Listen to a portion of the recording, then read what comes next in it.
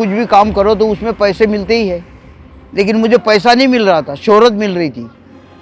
मेरी पहली किताब छपी और पहली किताब पर टाइम्स ऑफ इंडिया का ये संडे रिव्यू में बहुत बड़ा आर्टिकल छपा 1981 में। उस समय टाइम्स ऑफ इंडिया एक बहुत बड़ा अखबार था और उसका संडे रिव्यू बहुत चर्चित था। और इसी संडे रिव्यू से मेरा परिचय इंदिरा गांधी तक हुआ। उन्होंने भी कहा अपने सहायकों को कि देखिए एक महाराष्ट्र से लड़का आया, पेड़ के नीचे बैठकर पान बीड़ी सिगरेट बेचता और किताबें लिखता है, आप लोग क्या करते हो।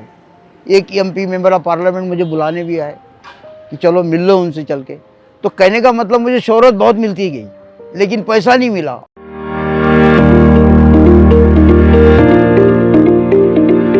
नमस्कार दर्शकों, मेरा नाम लक्ष्मण राव है। मुझे एक साहित्यकार के नाम से जाना जाता है और साथ साथ मुझे एक चाय वाला भी बताया जाता है।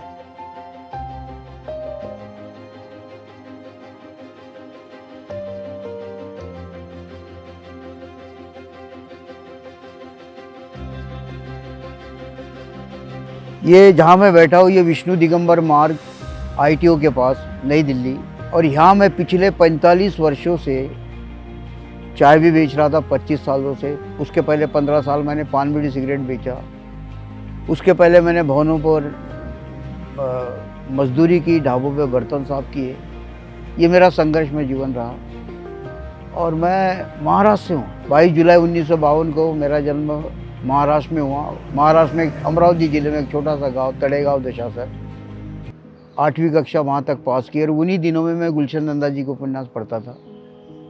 हमारे गांव के लड़के जो सीनियर्स थे, जो मैट्रिक पास करके जब शहरों में जाते थे पढ़ने के लिए और जब दीपावली की छुट्टियां मनाने आते थे, उनके हाथों में गुलशन नंदा जी के उपन्यास होते थे।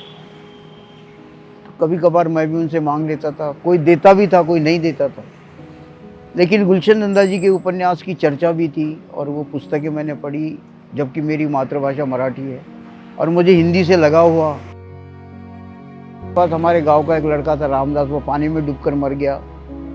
उसके ऊपर मैंने उपन्यास लिखा क्योंकि उसकी डेथ जो हुई थी वो एक अविस्मरणीय थी, क्योंकि सारे गांव के लोग, बच्चे, वो कैसे मरा, वो पानी में डूबकर मरा, तो उसे देखने के लिए जा रहे थे।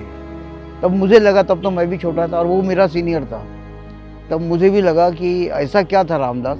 बाद में फिर रामदास के बारे में अध्यापक ने बताया कि ये रामदास ऐसा था, इसके साथ फलानी लड़की पढ़ती थी, दोनों आपस में प्यार करने लगे थे। पहले रामदास आवारा था, फिर वो आदर्शवादी बन गया।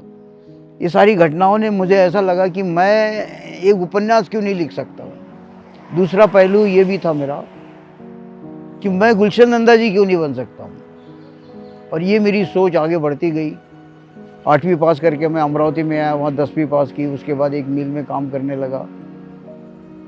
वो टेक्सटाइल लेबर का काम था। 5 वर्ष काम किया। 1975 में वो मिल बिजली कटौती के कारण बंद हो गया और फिर मैं गांव चला गया, खेती बाड़ी का काम करने लग गया। 1-1.5 महीना काम करने के बाद मुझे वो भी अच्छा नहीं लगा, तो मैंने पिताजी से 40 रुपये लिए और मैं अमरावती आया। अमरावती से भोपाल आया। भोपाल में 40 रुपये ख़त्म हो गए, तो फिर वहाँ पर ही एक भवन पे मजदूरी करने लगा। 90 रुपये कमाए और फिर GT एक्सप्रेस में बैठकर दिल्ली में आया। जुलाई महीना 1975। यहाँ आने के बाद मुझे पता था कि ना मेरा कोई जान पहचान का आदमी है, ना मेरा यहाँ कोई घर है, ना मेरी कोई नौकरी, ना मेरी कोई आमदनी है। रोज़गार कैसे चलेगा। तो मुझे पता था कि भाई मुझे यहाँ आकर भी मजदूरी करनी है। और यहाँ आकर भी मैंने 1-2 वर्ष मजदूरी की। फिर उसके बाद ढाबों पे बर्तन साफ किए और ये ITO के पास विष्णु दिगंबर मार्ग, इस पर मैं स्थायी हो गया।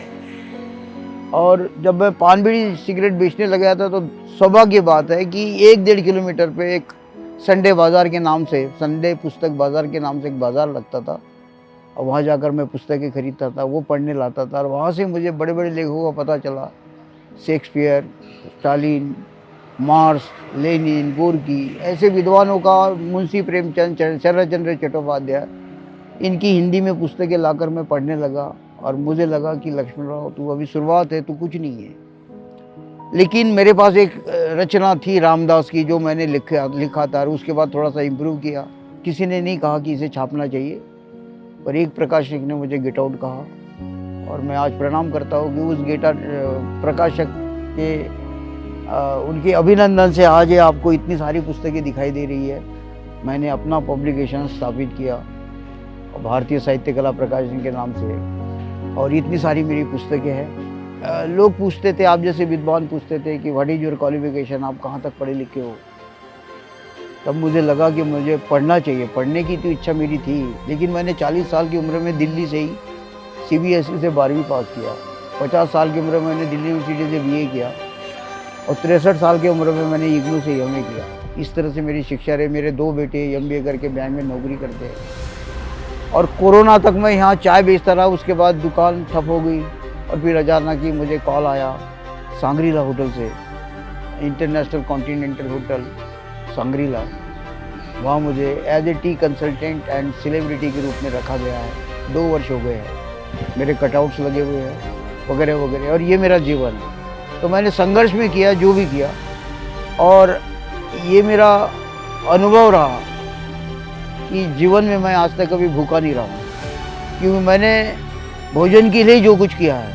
अगर ज़रूरत पड़ी तो मैंने पान बीड़ी सिगरेट भी बेचा, फुटपाथ पे दुकान भी लगाई, और भवनों पे मजदूरी भी की, ढाबों पे बर्तन भी साफ किए। इस तरह से मेरा जीवन रहा। पैसे के लिए कभी भागा नहीं है, मैंने अपेक्षा भी नहीं की और प्रतीक्षा भी नहीं की। मैं काम करता गया, और शोहरत बनती नहीं है, पुस्तकें बनती है, पुस्तकों से नाम बनता है।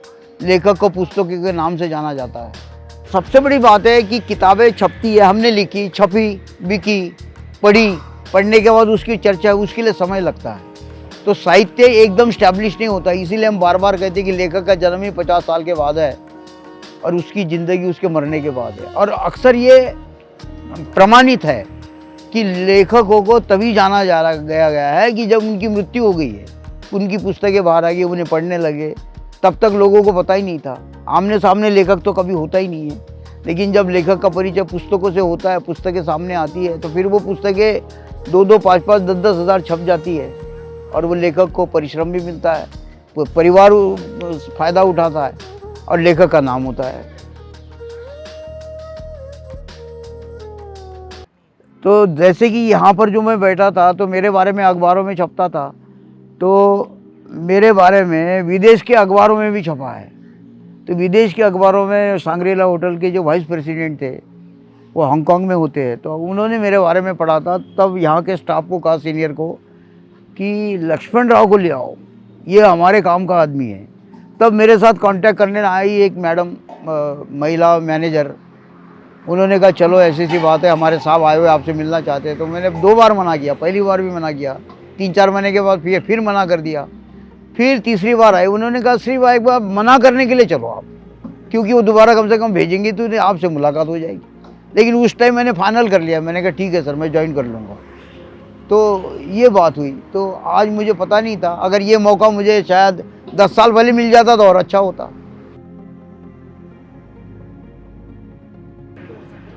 साहित्य पढ़ना चाहिए। आजकल के बच्चे साहित्य नहीं पढ़ रहे हैं, वो भटक रहे हैं। साहित्य से जीवन बनता है, आदर्शवाद मिलता है, सभ्यता दिखाई देती है। साहित्य पढ़ना चाहिए, विभिन्न लेखकों की पुस्तकें पढ़नी चाहिए। पुस्तकें उसी भाषा में पढ़नी चाहिए जिस भाषा को आप तय तक जानते हो, तभी आप आगे बढ़ सकते हो। आपको अगर अंग्रेजी समझ में आती तो आप अंग्रेजी में पढ़िए, लेकिन आप शौक मत फरमाइए कि मुझे अंग्रेजी, I can understand that English language, but who can understand that English language in the deep way. That is my opening, कि अंग्रेजी भाषा सीखना और समझना, इसके लिए 20 साल लगते हैं। तब तक तो आप कई दूर निकल जाओगे। और बहुत से लोग जो है, जैसे दक्षिण भारत के लोग अपनी भाषा में आगे निकल गए। वो क्यों निकल गए? कि उनकी भाषा आज भी मजबूत है उनके लिए। बहुत से जो अब दिल्ली में रहने वाले बच्चे विदेश में जा रहे हैं, वहाँ सफल नहीं हो पा रहे, पैसा कमाने लग रहे हैं। तो मेरा बच्चों को यही कहना है कि जो आप कर रहे हो उसकी प्लानिंग है क्या, उसकी फ्रेम है क्या। जो भी आप काम करना चाहते हो या कर रहे हो, उसकी एक इंजीनियरिंग होनी चाहिए, उसकी फ्रेम ऐसी होनी चाहिए कि उसका भविष्य उज्जवल है, उसमें सफलता है, उसमें असफलता नहीं है। हालांकि मुझे कुछ भी पता नहीं था, वो इसीलिए मेरी असफलता सामने आती गई। और आज मैं 70 साल में भी वो नहीं कर पाया, जबकि बहुत छोटा काम है ये। हर काम के लिए पैसे की भी ज़रूरत है, योग्यता की भी ज़रूरत है, एजुकेशन की ज़रूरत है, और समय की भी ज़रूरत है। इसलिए मैं आने वाले पीढ़ी को, बच्चों को, स्कूल में पढ़ने वाले, कॉलेज में पढ़ने वाले बच्चों को यही कहना चाहता हूँ कि जो आप करना चाहते हो उसकी आप नीतियाँ बनाइए कि मुझे ये करना है। क्या वो संभावना है क्या? अगर आप डॉक्टर बनना चाहते हैं, MBBS करके डॉक्टर बनना चाहते हैं आप, तो आपकी योग्यता कहाँ तक है? डॉक्टर बनने के लिए पैसे भी चाहिए, वो है क्या?